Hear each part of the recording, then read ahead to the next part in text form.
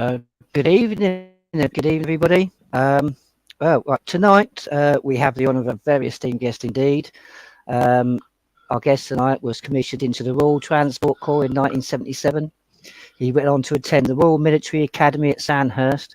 He also attended the Royal College of Defence Studies and was promoted to the rank of Major and remained so up until he left in 1996. He then went on to work as a financial economist and was part of the Francis Maud's regulatory consultancy panel. Also going on to work as the director of the investment company TBO. And if that wasn't enough, he then started his political career contesting the Conservative seat in 1996 or 7, after which he was elected to UKIP's first ever seat in Yorkshire and Humber in the European elections. He was also a member of the Committee on Economic and Monetary Affairs and the Committee on Women's Rights and Gender Equality. It is our honour to announce tonight's guest, Mr. Godfrey Bloom. Good evening. Thank you for inviting me. Well, thank you for coming, sir. Well, it's an honour. Yeah. Can I just say before we start, Godfrey, if we had 649 MPs in the Parliament, exactly like you, we wouldn't be in the situation we're in, and we'd now the country would be obviously in safer hands than it is now. Yes, I concur. Well, the bar is very. Thank you for those kind words, but the bar is very low.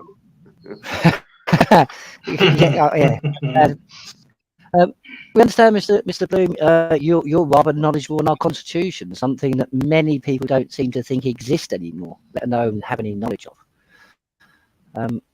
Could you give us a brief understanding of your knowledge of the Constitution?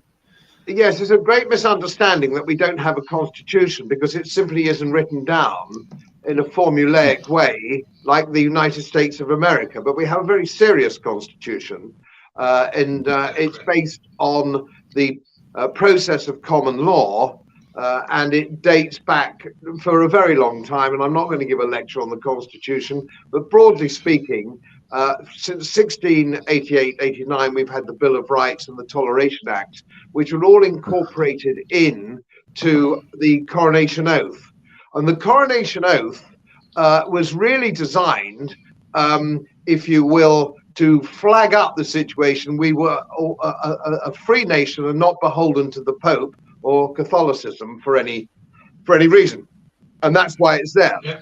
And the sentence, the broad sentence in the Coronation Oath, is that we must be governed to our traditional way of government, which is basically common law, which goes back to Anglo-Saxon times before Magna Carta, in point of fact. So that is extremely important. Now, ironically enough, the American Revolution in 1776 came about because they felt they weren't protected by the Constitution, the Bill of Rights, 1688, and the Americans felt they were getting a raw deal, or the Americans now, the American colonists then, were getting a raw deal. And of course, they went back to Magna Carta, and there is a fair copy of Magna Carta in Washington, which I expect many of your viewers here will have actually seen if they've been to Washington. It's a fair copy. Yeah. So we have a very definitive constitution, and very sadly, although I held the Queen's Commission, our membership of the European Union was actually against our constitution and quite illegal, because what we were doing was actually subcontracting the law of the land, which is something that the Coronation Oath was specifically designed to stop doing.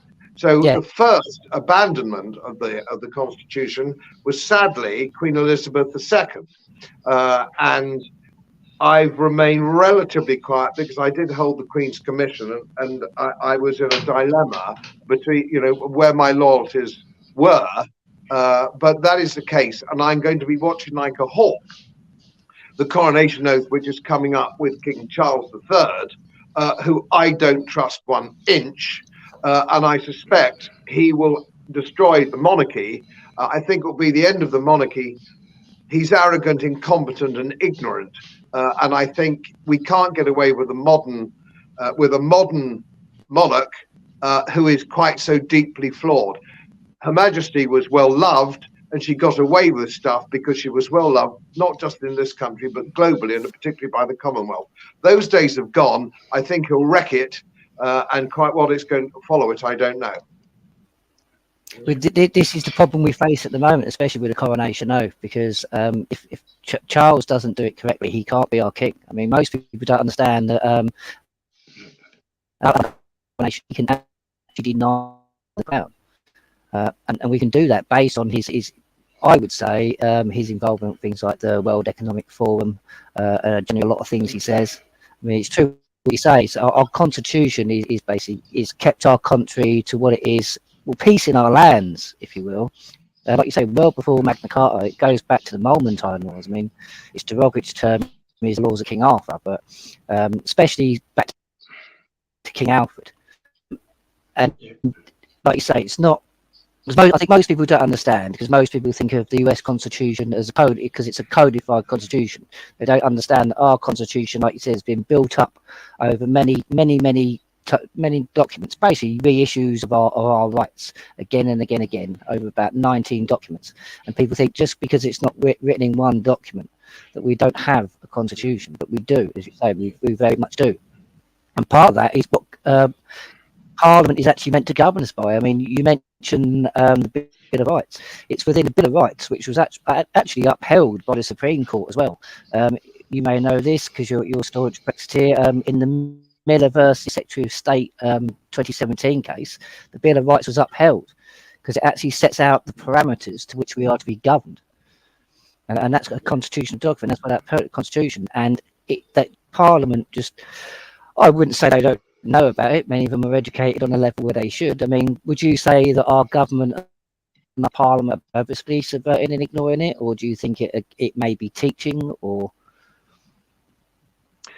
I think that's twofold. You've asked two questions there. Firstly, it is my experience, and I work for a top investment bank in the city. When you introduced me, the chronology was a little bit wrong, and I'm not bothered about it. But I actually started my career in the city and did a short service commission. But that's neither here nor there. My trade, if I have a trade, is a financial economist. That's what I do. That's really what I do, and have done for many years.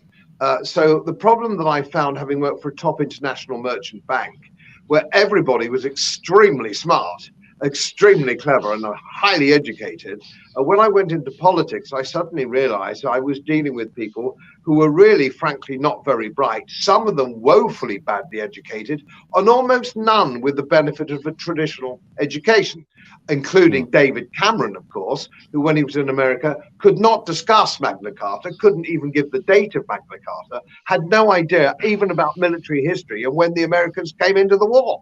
It was embarrassing. If that's Eton and Oxford, you can stick it up with bum, as far as I'm concerned. Absolutely ghastly. Dreadful man, hopelessly ignorant, and sort of a real hooray Henry with no bloody idea at all. And of course, if you look at the education system in this country, it's designed quite properly to stop people having a traditional education.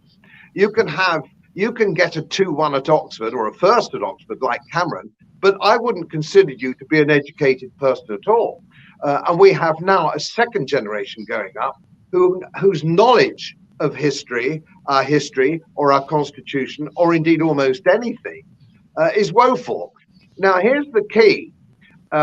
If you want to steal people's birthright from a constitutional or principles of English law perspective, don't let them know what they have to steal. And I often use the analogy if I'm lecturing at universities. If you come into my drawing room for a drink and it's full of knickknacks. It's full of Georgian things like a Georgian silver snuff box, which is something of value, next to a plastic gondolier from my trip to Venice. It's full of tat. And every now and again, you find something of value. Now, you could nick all sorts of stuff in the drawing room, and it'll be years before I know anybody had nicked it. Now, this is the problem with the principles of English law, the concept of trial by jury, the presumption of innocence, the Bill of Rights, the Toleration Acts, all these things. It's very easy to take it away from generations if they don't know they had it to start with. And if you think that David Cameron, who was Eton and Oxford, didn't understand it and didn't know about it, how easy did it take from the man on the Clapham omnibus? Yeah, very true, very true. Especially years ago, you'd have to go to a library, or as you say, have it for education. We've got the internet now, but even that doesn't make it any easier. You've got things like you mentioned, like Magna Carta. I mean, it's kind of cleverly hidden in a way. I mean, some people may remember when the Human Rights Act was actually brought in 2000. Jack Straw said himself, what was the thing? Even though we bring in the human rights, Magna Carta is as binding on the Crown today as the day it was sealed in Runnymede. Now, there was only one Magna Carta sealed in Runnymede. No other was. There was only one Magna Carta with a King's seal. So there is air to highlighting certain bits, but you'd have to have the knowledge or an understanding to go further and actually educate yourself on that matter. The best. Oops, sorry, go on. I was just sorry to interrupt you. I was just going to say the best dissertation on the Magna Carta is from David Starkey. He did an hour-long program, which you might be able to find on YouTube, on Magna Carta and its implications. It's unbelievably complicated, incidentally. It's unbelievably complicated, and I don't use it as an instrument in debate, because it is so complicated, and you could spend a year studying it and still come as an historian to a different conclusion. But the principle of natural justice is still there, and that comes from Anglo-Saxon times, and that is always been the accepted definition of our law, which is that would be deemed to be fair by the man on the Clapham omnibus. And I've never heard a better description of what law is, our law is, and should be. It is what is deemed to be fair by the ordinary bloke. That is the key to the entire thing. And as soon as you start running around that and subcontracting your law to corpus juris, or the Napoleonic Code, which is a completely different system of law, you are going to end up with problems, as indeed we have. And of course, we've got to see the problem in Northern Ireland, which is completely illegal. It's completely illegal. It was illegal to start with. It's even more illegal now after we voted for Brexit. But again, that's another story. And it's very complicated.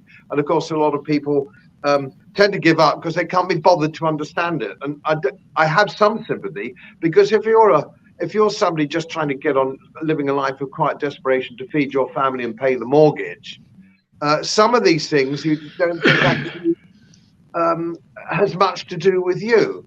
But of course, it has everything to do with you. And I once had a client some years ago, before I went into politics, and he said, it was an interesting quotation. He said he lived in Leamington Spa, and he lived in a place called Lime Grove in Leamington Spa. Very nice man. He said, I've got to the stage of my life, if it's not coming up Lime Grove, my wife and I don't really bother. Well, it's coming up Lime Bloody Grove, isn't it? Via Dover, and all the rest of it. If people are thinking, it's not. I have a small holding in East Yorkshire, Howdenshire, and we live in an idyllic little life, which is very much like it would have been in the 1930s. We are very happy little bunnies. It's a very tiny little village, and we're happy. But even I'm not so stupid. It's not going to affect. There's a hotel not that far away from the village, and that could be full of dingy people, and that would destroy our way of life overnight, as they're finding in Scampton and Kegworth. These little places where you're now going from a small village, and the young ladies of the village and the children of the village can't go out after dark, and you have to start talking about a vigilante group or a patrol group in order to protect. And this is what we're having. But of course, if you live in a big house in the Cotswolds with barbed wire around it and round the clock security from police, which is what our politicians have, I would not let politicians have any security. I would make them travel on public transport and live the same life as the rest of us. They would not be allowed special security. It isn't right that we and our families are at risk and they're not at risk. They've got to have skin in the game. They have to have skin in the game. Their children have to get raped or molested as well as everybody else's by these people. And they have to suffer burglaries and all these things. They must suffer them too. Otherwise, of course, they'll never do anything about it, will they? No, and this is the problem, and it's you slightly touch on things. I mean, the basis I see from doing a lot of research is it's European treaties, and mainly it's what they've dubbed as community laws, which they've just like basically shoehorned into our statute books. That seems to be the main problems. Like treaties like the Barcelona Declaration, Marrakesh Agreement, Lisbon Treaty, Nice Treaty. All these have a direct impact, and they are actually contrary to our constitution. I mean, they're all illegal. Yeah, unlawful and illegal. They're constitutionally repugnant. I mean, this is why myself and Gary co-founded Constitutional Movement Worldwide, because we truly believe people need to understand their constitutional laws again. Because people don't understand our laws are separated into four main parts. You've got custom, common law, constitutional law, and equity, and things like that. But a lot of people don't even understand the basics. They just hear a bit of legislation and think that's okay. They don't understand that a lot of the laws that have actually protected us in our lands and kept peace for 1,000 years, technically, have just been literally walked all over. And something which we never had any say in. I think that's the biggest thing. I mean, by a government and mainly civil servants that have, I would say, have no authority and no, they don't have our agreements. They don't have, I would say, any grounding to make decisions they do. I mean, look at our government. I mean, they do it to us all the time. I mean, you served yourself, sir, so you'll understand. So look what they're doing to our Northern Ireland vets. I mean, they're persecuting our veterans, the very people they sent in to a conflict for doing what they was actually trained and meant to be doing. I think it's abhorrent, and I think they're just throwing away everything now. No, absolutely. The whole thing is a disgrace. I mean, how do we solve this problem? I think is the main key. I think we need to ask ourselves. I mean, what do we do? How do we solve the corruption that we're seeing blatantly? I mean, that's I think the biggest question, really. Do we have a way of solving the corruption? We have a flawed political system, and I think it's shown up now. If you look at Italy and you look at recently in the Netherlands. And the number of people just said to me when I was on the campaign trail for Brexit that they're going to vote this time in the referendum because their vote will make a difference. Their vote will be counted. Now, the problem is if you vote red or blue, your vote isn't counted. You get the idiot with the blue rosette and the cretin with the red rosette. But there's no difference. And George Galloway said only yesterday in his interview with the Coast guy, he said, we are in a one-party state. There is nobody to vote for. Who would you vote for? We know the Conservatives are just utterly hopeless and corrupt and disgusting. And you sit on the opposition benches, you've got another bunch of people who are equally disgusting, possibly even more so. So this is the problem. Now, of course, if you have a different political system, it looks like Holland and Italy are beginning to be able to push back because their system where your vote counts. And if you all vote for the farmers, say, or whatever they want to call it, the pro-farmers party, everybody votes and they can kick everybody out of office. But what do? The local government, who votes at local elections? The reason we've got this muppet in London is because there's only about a 37% turnout at the mayoral elections. People say, oh, it's because Londoners don't live there, this, that, and the other. No, people don't turn out to vote. That's why we've got this lemon in office in London and some other big cities like Manchester and places. It's because people don't bother to exercise the vote they've got. People bring this thing upon themselves because they're lazy, ignorant, and stupid. And you don't have to be lazy, ignorant, and stupid. It isn't an act of birth. You can get off your ass and do some research and get a grip of yourself and to educate yourself and your family. You can do that. You can do that. But yeah, I think you touched on a big problem there. For the majority, I don't think people are lazy. I think a lot of it is, I think people have been so disheartened because like you say, there's nobody to vote for. There is nobody. So it's the best of a bad situation, I think. And a lot of people, I think, because there is the situation where if nobody votes, there can be no legitimate government. I think people probably prefer to go that way and reset the whole thing rather than go through another 4 years of vote for somebody that's just going to take more and more of our stuff. Yeah. I mean, the problem is though, when you do vote, like in Brexit, and you win the vote, you still don't get what you want. So maybe that's why people have had enough of voting, because even when they vote and they win the vote, nothing seems to be done. Like, the establishment don't like it, so that ain't going to be happening, if you understand what I'm saying. So maybe that's got something to do with it. I don't know. Yeah, you could be right, but I did say from the very beginning on every interview that I've ever done, and I was a Brexiteer for something like 30 years, that we would never really get it. We'd always be some form of associate membership, and indeed we are now only have associate. We're sort of an associate membership, and of course, what's interesting, and one of my opponents in politics back in the European Union, I can't remember which guy it was who said it to me. He said, "There's one thing you don't understand," he said, "and that is everything is global now. Everything's global. You can leave the European Union. If you think it's going to make any difference to the laws that come down your path, you're going to get your laws from the IMF, the WEF, the WHO. This WHO thing, we've handed over the entire political aspect of our healthcare in our country to an unelected body, the WHO, which is wholly owned by the big pharma. And nobody's made a squeak. Nobody's made a squeak about it. But of course, what's the other thing which we haven't, the elephant in the room when it comes to our constitution, the protection, the shield is two things. It's a twofold shield. One is the law. The principles of English law is point one, and parliamentary sovereignty in a constitutional monarchy. That is part and parcel of that. And a free press. We don't have a free press. We don't have a free press. The mainstream media is bought lock, stock, barrel by the state, by deep state. And that's true in Western Europe, it's true in Great Britain, it's true in North America. This is the problem. You don't have any investigative journalism. You don't have people standing up and saying, just a minute, this is against our constitution. All these things, because there are no journalists. And this is the reason why. If you've got, let's take Laura Cheeseburger, shall we, at the BBC, who's their political correspondent, on something like £300,000 a year. Is she going to rock the boat on £300,000 a year working for the state broadcaster? She's bought lock, stock and barrel, isn't she?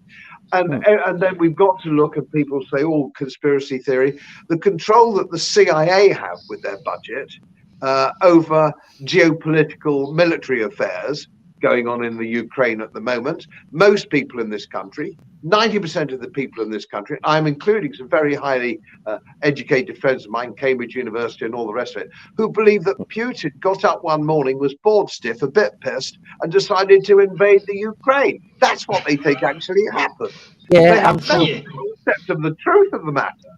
And when I can tell you another thing, because I was a graduate of the Royal College of Defence Studies and a lecturer on these matters, geopolitical. The Russian Federation will have won this war right down to its roots by May or June of this year. Bakhmut will collapse sooner or later, probably in the next 3, 4, 5 weeks.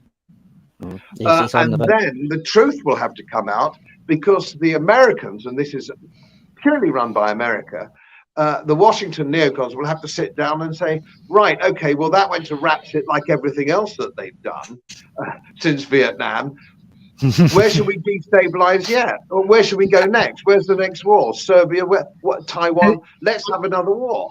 Because they're all, and I've been to Washington many occasions, they're all barking mad. Believe me, they're all got Brooks Brothers suits, neat ties, silk ties, very articulate and crisp, but they are completely barking mad. Yeah, it will be the case of who needs democracy next. I mean, you touched upon the WHO and the WEF. I mean, many people, like you say, so myself and Gary, we've been trying to get people to sort of understand and read the amendments, basically, to the International Health Regulations of 2005. That gives complete control to one person in the WHO. They can shut down, like we did see with COVID, they can shut down countries, literally the whole world, just on the say-so of one person who's unelected, unaccountable, just on a whim. And then they can also control the country's finances through that modem. It's ridiculous. And they're paid by Big Pharma. Funnily enough, my old regimental padre told me this years ago, well before COVID and all this bit. or at least 20 years ago, he said the WHO are funded by Big Pharma. It's massive. And at the time it wasn't topical, so I registered in my memory. But it came to, I was getting an examination, my sort of annual examination, and the doctor said, "Oh, you're diabetes 2, you're diabetic diabetes 2." And I said, "Well, how can that be? For my age, I'm extremely fit. I'm still climbing and riding. I do all sorts of stuff." And he said, "Oh, well, you don't want to fall for that business. You've got to be a big fat slob to have diabetes. Anybody can get it." And then my regimental padre told me, he said, what actually happens is the WHO say maybe your factor on the Richter scale of diabetes should be 90 or 95. Okay, but then the WHO come along and they change that. It should be 70. That brings in another 2 or 3 billion people internationally who are now registered with diabetes 2. Yeah. And so they can sell morphine. They can make billions out of that. And this is how the whole system works. It's about pushing pills. And of course, the old nurse I had at the local centre, she said, "Mr. Bloom, why don't you give up bread?" And I said, "What's that going to do? I thought it was chocolate and sweeties." And she said, no, it's carbs. If you give up bread, you're only marginally ahead of this anyway. You're only 95 on the Richter scale. Give up bread. She said, or alcohol. And she said, "I know you well enough. You'll never give up alcohol." I said, "Oh, bloody right, I won't give up. I couldn't live without my idea." And so I gave up bread, which is a shame because we've got a lovely baker's in the local town. So I gave that up. And in 6 months, my diabetes 2 disappeared overnight. It just disappeared. But my doctor wasn't going to get a free golfing day by recommending me giving up bread. He wanted to give me metformin. And he gave me metformin because that actually clicks on the Richter scale for him to get the freebie weebies from Big Pharma. The whole thing's corrupt. It's so wickedly corrupt. But of course, we live in a nation. If your doctor, your holy doctor, the NHS, tell you to do something, you do it with complete trust. And that's a whole nother ball game, isn't it? With people dropping dead all over the bloody place. That's another one, isn't it? Well, this is the thing. It's like a lot of people don't understand a bit things about like the WHO and their biggest. I mean, it's not just WHO, WF, London School of English. Their biggest donor, literally, in wherever you look, will be the Melinda and Gates Foundation, and there's a couple of other names in there as well. They're everywhere. It seems to be. I mean, Klaus Schwab says it himself. That they've infiltrated every single authority, every single organisation. I mean. Unless the people start coming together, how are we going to stop this? It's a mammoth of a machine, just ready to trample us all. It's unbelievable. Got to get worse before it gets better. Yeah, I mean, a lot of people don't realise that COVID and everything else come along because this is what we wanted to talk about next, Godfrey, is that it was done to crash the economy because they needed to crash the economy and start again. And a lot of people, they trust government too much. They think, "Oh, my government wouldn't do that to me," and the bloody well would do that to you with relish on it. I mean, that's the thing. We're now looking in the face of the digital ID, the digital banking currency. I mean, that's complete control of every aspect of our lives. Yeah. If you print currency, you degrade paper currency. You degrade it. If you print more of it, you degrade it. It's sort of Janet and John book 1, really. Only since Keynesianism came through the universities and what is now called modern monetary theory, which is the same thing, that somehow believes that you can borrow ad infinitum and you can print money. And there is this, and it's been going on now for nearly 2 generations, where people believe that somehow you as an individual or you as a small businessman can't borrow and spend money and do ridiculous things, but somehow the state can. The state is somehow different. Now, the state isn't different. If you go on borrowing and printing money, you degrade the currency, eventually your country will go bankrupt. People don't believe. So if you talk to somebody who's a retired school teacher, for example, they believe their pension indexing pension will arrive forever and a day. It's not, that isn't going to be like that. Governments can run out of money, and which is why you've seen the degradation. And of course, I'm a gold bug, as everybody knows, and I have been for many years. Since Nixon closed the gold window in 1971, sterling has degraded against gold by 99%. But it's like the boiled frog, it happens so slowly. So my first pint with my father at the Tiger in Chislehurst, I think was a shilling, an old shilling. That pub now I had been there for years, it's nearly £5 for a pint. A family car only 6 or 7 years ago was 15 grand, and now it's 30. It's degradation of money. But you see, the civil servants and bankers and politicians who create it don't care, because everything they do is index linked. Now, index linked pensions have left the private sector years ago. So consequently, these people are protected for the time being. Now, the problem, of course, with these people is that they are not in office for long enough for it to happen on their watch. It happens gradually. And what happens to them when they finish? They go on monster salaries to places like Goldman Sachs or Morgan Stanley. Let's take, for example, George, what's the chancellor's name? George, what's his name? Osborne. George Osborne was chancellor for whatever he was, 4 years or 5 years. And then he went to BlackRock to do a notional 1 day a week for £600,000. Now, I was in the game for years in the city. How did he get that? What favour was he paying off? Well, let me tell your listeners how you can do that. But it's quite easy if you know the wrinkles, because it's all spivery, crooks and mirrors. If, let's say, they were talking about a financial tax, which they were in 2010, or whenever it was, a financial transaction tax, which is, let's say, 0.25% on a transaction, or maybe even slightly less. But that is going to raise billions from the city, billions in taxation. And it's a tiny bit of tax which nobody notices, because it happens in the trade and their pension funds.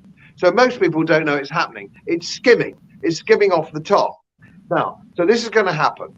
So what does the Chancellor do for a favour for BlackRock?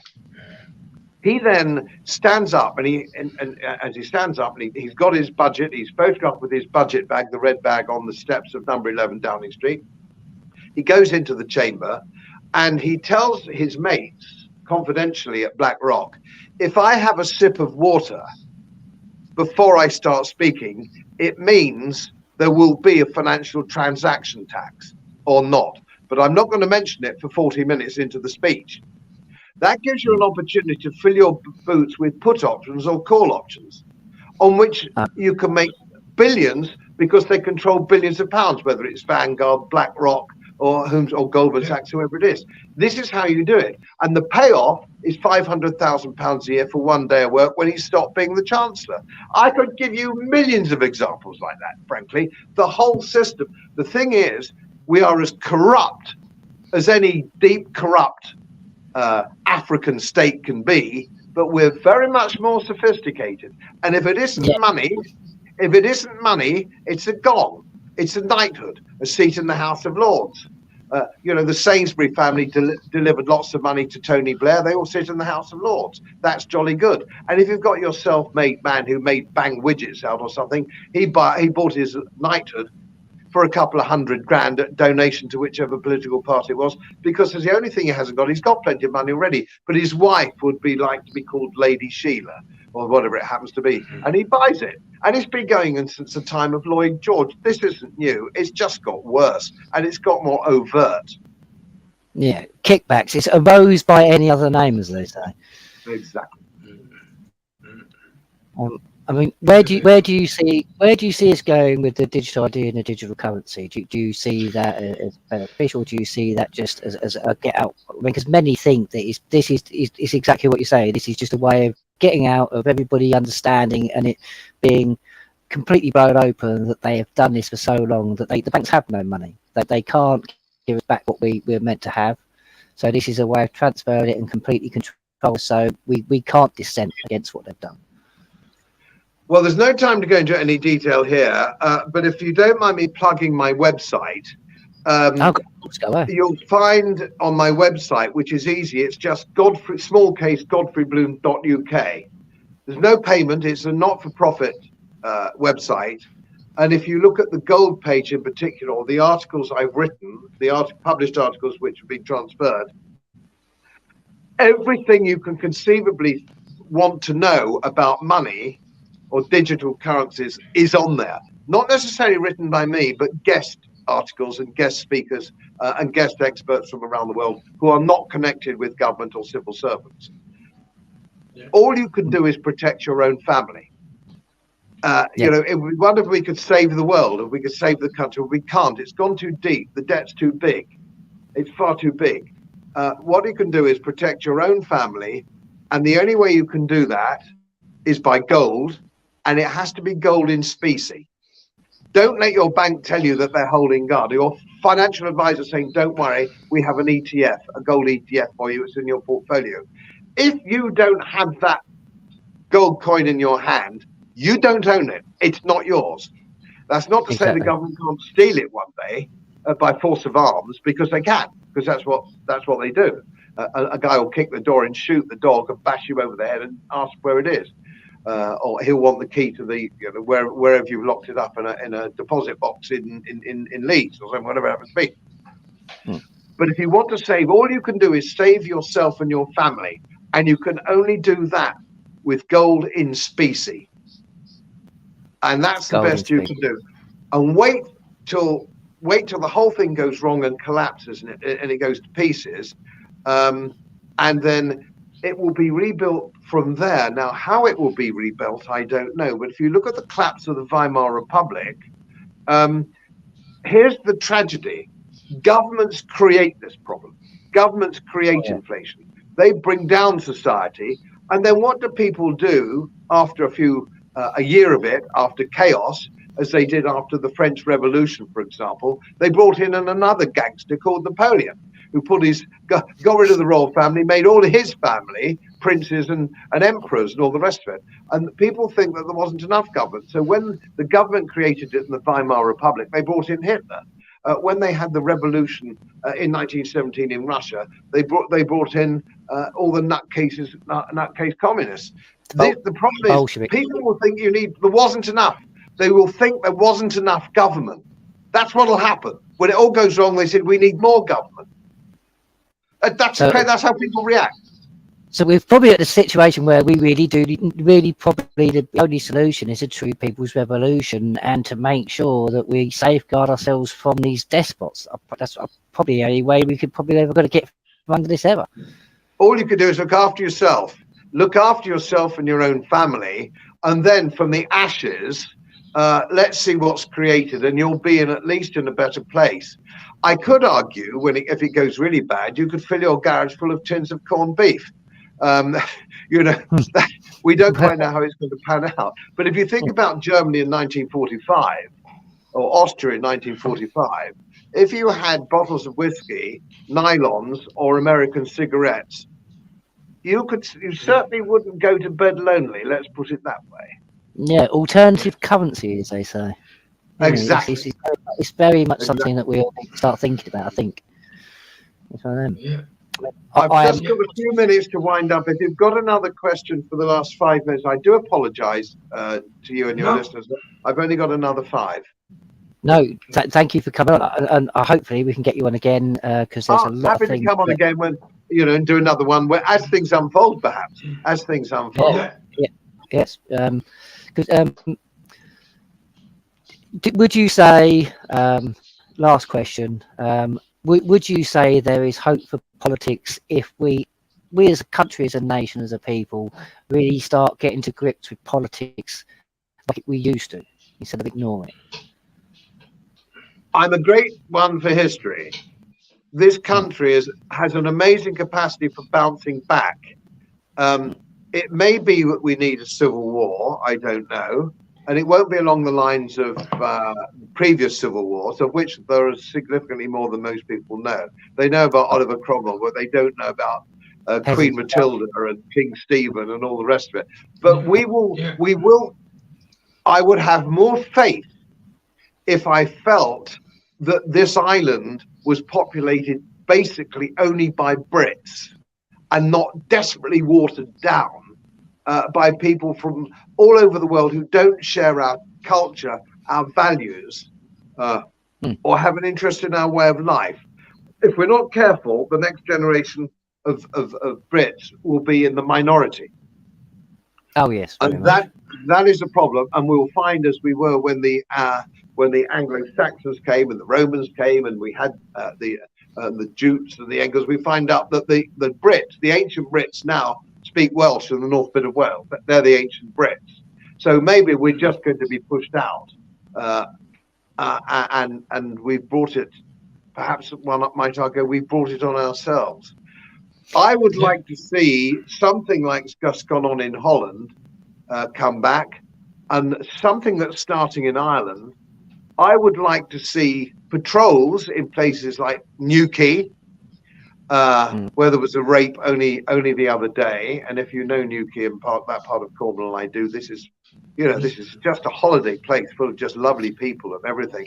And as soon as they put them all in that hotel, hundreds and hundreds and thousands of young men in between 18 and 30, no women, no children, hanging around with nothing to do. You could not invent a more diabolical situation than we have. And of course, it's quite deliberate. Border Patrol boats are bringing them over from within sight of the French coast. They're escorted by the French Navy halfway across, and they're brought in by the Royal National Lifeboat Institution and put in 4-star hotels, given money, food, and health care. Don't anybody tell me this is some sort of accident. These men are being brought in for a specific reason, and that reason we're not quite sure what it is yet, but it won't be good. No, exactly. I mean, it's like you say, so the RNI, our government, our police, this is all conspiracy to commit treason within the realm. And a lot of people don't understand this. Indeed, a lot of people don't understand it is. Indeed it is. So what we ought to do is none of us should ever give another blasted penny to the RNLI. That's a start, isn't it? And we could all stop paying the BBC. Don't pay the BBC, just don't send them a check. Man up. I say to your listeners, man up. It's our money. People have got short memories. People have got short memories as well. Godfrey, if you remember a while back, lorry drivers had been locked in prison, and it wasn't even their fault because they'd got them in the back. And now the government are doing it in front of your faces with no repercussions. I mean, where's the compensation for these innocent people who brought them over and didn't even know they was in the back of the lorries then? It's, I hesitate to say this on a program such as yours, but if you want change, they got rid of the poll tax because 10,000 people went down there and set fire to cars. All right, they got rid of the poll tax. We believe in 350,000 people marched to Hyde Park to say fox hunting. All right, I didn't leave any litter. There wasn't a single criminal offence, so the government took no notice. I'm afraid if you want things to change, thousands of people have to march on Downing Street and burn Downing Street down. Or burn down the Houses of Parliament. That's the way forward. I'm sorry to say it, because that kind of violence isn't really in the nature of the British. But unless we get a grip, before these people actually break into your house, bad people, they steal your money, whether it's politicians, we really have to start getting a grip. But there are some things we can. I'll leave you with this because I'm running a bit late now. I'll leave you with this. No more money for the RNLI. Write to the RNLI, as I have done. I've written to them to say why I'm not going to give them money, because they're people trafficking and it's disgusting. So get rid of that and stop paying the bloody BBC. If we didn't send bloody £150 every a year or whatever it is, we'd change things. But we're all asleep. We seem to be so fast asleep in this country still. It's only when people come to Kegworth, people at Kegworth are kicking off. People in Newquay are kicking off. But if it's in the next town, it's not happening to you. It's the crocodile, as Churchill said. If you placate the crocodile, hopefully he'll eat you last. Yes, very much. I'm okay, Jack. Until it comes to my door, kind of attitude. Well, it's already at your door. Yeah, exactly. But I must go. Please forgive me. Very nice to talk to you, and hopefully we'll meet again. Yes, thank you, Godfrey, for coming on. A pleasure. Thank you. Cheers, thanks, bye. Well, Wow, that was Godfrey very, ladies and gentlemen. yeah, it's very interesting. I think I can safely say that he probably touched upon, I'd say, the majority of, at least in one part or all parts or little bits. I think whatever Mr. Bloom said there, I think he sort of touched at least upon something we can all agree on. Well, basically, his message there was, if you want something doing, you've got to unite. It's no good sitting on your backsides. Exactly. They're not going to do this with let it be. He says to write stuff at me. So that's like the RNLI, but he's going there with a banner. He's not going to do nothing. So he's going to need, like he says, he's going to need the people to show something en masse. Well, again, like I said, this is why the Long March to the Freedom is happening, because it's where people are going to act en masse. So get on the Long March to Freedom. We're following due process. Before he gets to the stage what Godfrey's just said, it could well end up there. But you need to follow the due process to make sure that you don't give them any chance for redress. Exactly. In the future. Exactly. What you don't want is you don't want to give them the weight on their side. So we still need to do it in a certain way. But we do. So, like I said, and I love the bit as I said, King Charles. King Charles cannot be our king. I'm sorry, he can't. We have to deny it. Well, it's a conflict of interest, Nathan. How can you be king of somewhere and be part of the WF when he's signing our sovereignty over to let them have carte blanche on the same country that he's supposed to be the king of? You can't do it. Yeah, exactly. Conflict of interest, if ever I've heard any. But I just want to reiterate as well. You again. Hopefully, most of the listeners know that we have a constitution. But again, there we have it. Politician, MEP, in the army of that.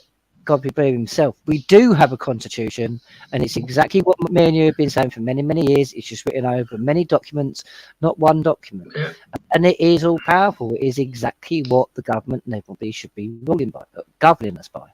So it's time we actually started believing that, and we actually started using it, because it's like Godfrey says, we're just looking the other way, we're just ignoring it, and we're letting them just throw it down the toilet. So we need to start acting as people. So start understanding your constitution, start standing up for your constitutional rights. Let's start actually start upholding what we need to uphold. And like I said, you've got to stop sitting saying, oh, this ain't in my village, it's in the village up the road 5 miles away. So, you know, it don't affect me now. But them 5 miles easily ate up when people are piling in there, and it's a bit like locusts. As soon as they go in that village and they've took what they want from that village, you're only 5 miles away, example.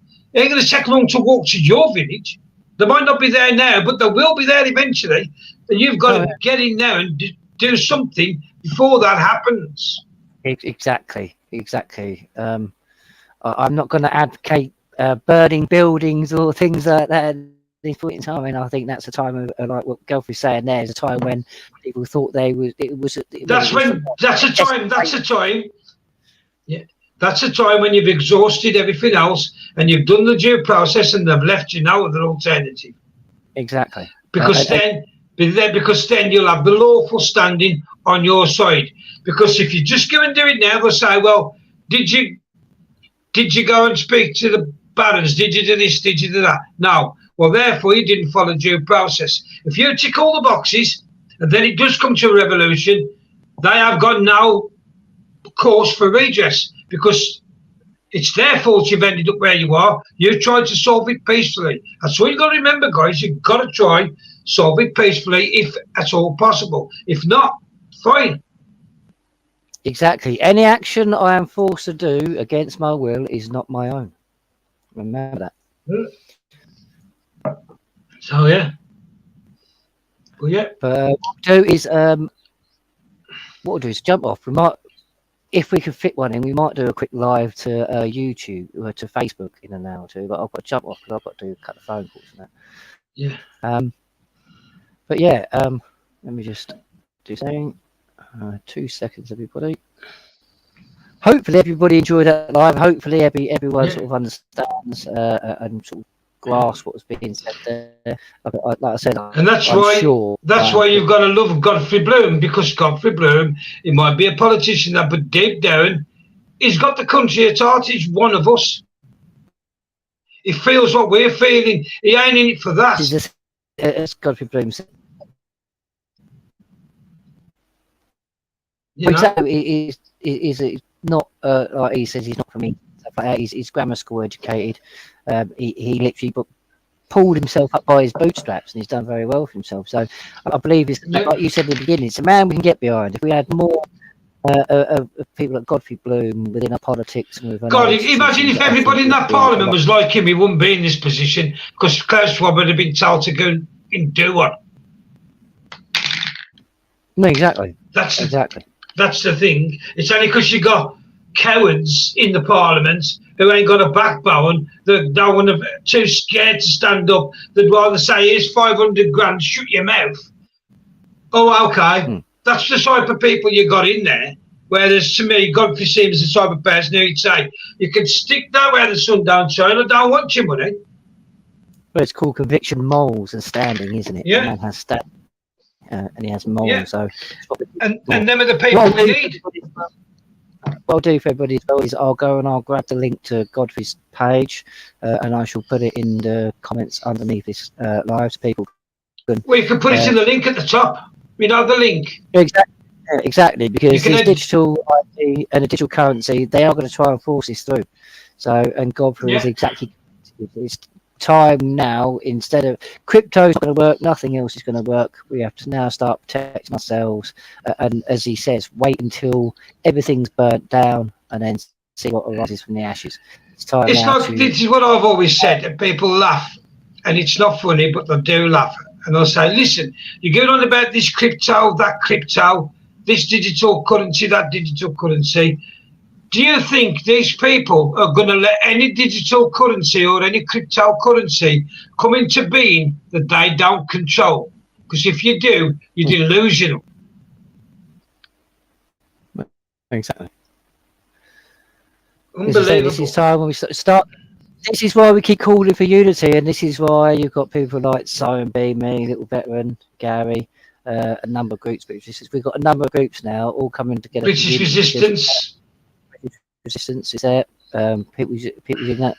We need unity, so we need now to understand that we can all fight our own little battles and our own little wars, or we can all come together and fight the very big war, and that is the corruption and the very people that are doing this to us. So we all need to put our stuff aside, wipe our mouths of it for now, get on board with unity, and then we can go back to bitching like little children in the playground after all is said and done. So what we'll do is we're going to leave it there. If we can, myself and Gary may be doing a quick live on Facebook in a little while, in about an hour or so. If people want to jump on there to ask questions or anything. May stick a link in there for people to come on and have their say. We'll wait and see. But for now, do you want to say goodnight? Thanks to Rick for the moderation and umbrella. Thanks for the moderators. I think the missus in there as well at one point. And Lola.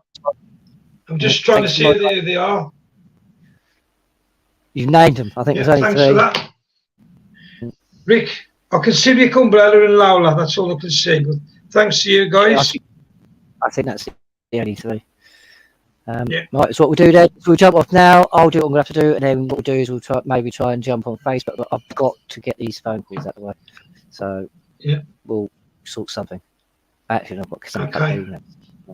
Right, stay safe, guys. Love every single one of you. Remember that, and let's do this for our children. We can do